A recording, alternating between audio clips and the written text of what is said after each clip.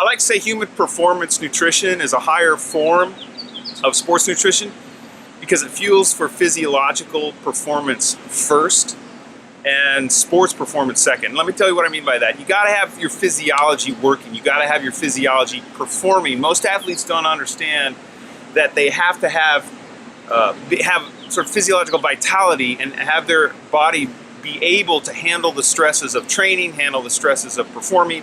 And in the end, where we're headed to is recovery. I mean, recovery is where human performance happens. Deep at night, heavy REM, when we're asleep, when human growth hormone comes out to play. But what I mean by physiological performance, what about maximizing and sustaining energy output? That has to do with preserving mitochondrial density. Okay, that's a thing. And protection from oxidative stress preserves that mitochondrial density that athletes work really, really hard to create. But a lot of times they take 2 steps forward, they take 1 step back. So maximizing and sustaining energy output.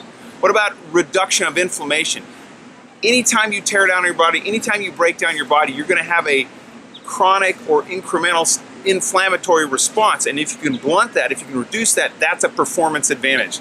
We've got some studies, some published studies that show protection of protein damage. These are physiological incremental advantages that compounded over time may not mean anything in a day, in a week, in a month, but you compound that over time, that's when the performance advantage will occur.